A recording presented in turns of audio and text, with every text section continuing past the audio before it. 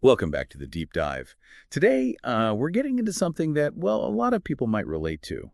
Those feelings of unreality or alienation, depersonalization, derealization. Exactly. We've got some material here that really helps unpack what's going on when you feel disconnected, maybe from yourself or the world just seems off. And these feelings, they fall into this broader category, right? Mhm. Dissociation. Dissociation. It's really a spectrum. Think changes in how you perceive yourself, space, time. It can be pretty mild or sometimes more intense. Okay, so the main thing is lots of people feel this, and they might wonder why or what it means.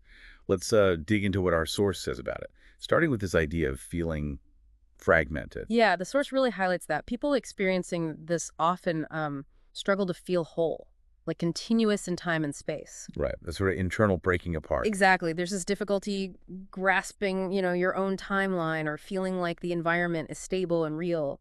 And that connects to how time and space can feel warped, doesn't it? The source mentions recent things feeling really distant. Precisely. Yeah, like something that happened yesterday feels like it was weeks ago. Or even just putting events in the right order can get tricky. Okay, and space, too, like not judging distance as well. Or losing that sense of three dimensions. The source talks about difficulty orienting in a room or things looking flat.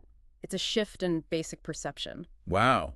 Okay, and then there are these maybe less common experiences the source brings up, like seeing yourself from outside your body. Yeah, or feeling like a robot, sort of detached and automatic. It points to this breakdown of the usual line between me and not me. The subject-object distinction, right? Right. The source even mentions like a fleeting sense of what an object might feel. It's quite strange, but it shows how fundamental our sense of self usually is and how it can get blurry. Now, we often hear dissociation linked with trauma. Does the source get into that? It does. It acknowledges that, yes, feeling unreal is pretty common during really stressful events, accidents, assaults, that kind of thing. Like a coping mechanism. Sort of a protective mechanism, yeah.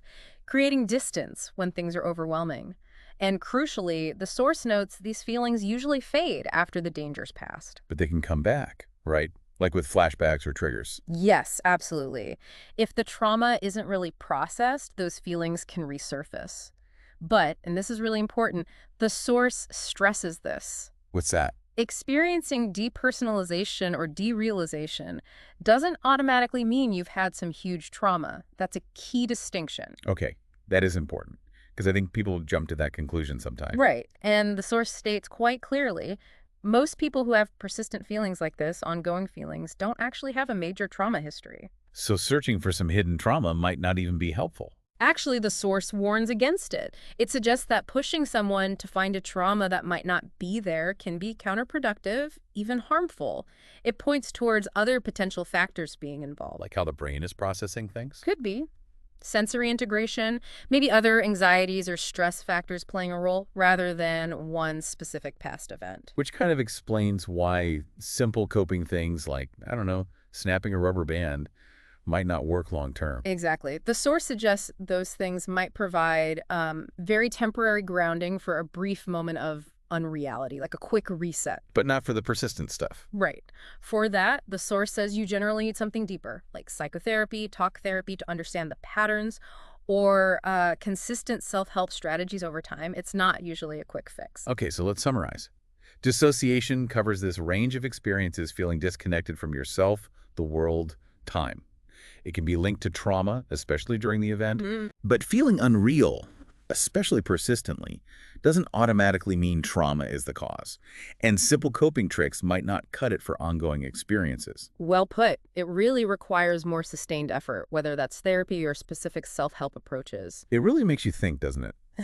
About how we just assume our sense of self and reality is solid. Yeah, it does. And here's a thought for you to take away. Consider how intricate that everyday feeling of being real actually is. These experiences show us it's maybe more adaptable, even fragile than we realize, and can shift in these really surprising ways. Definitely food for thought. Thanks for walking us through that.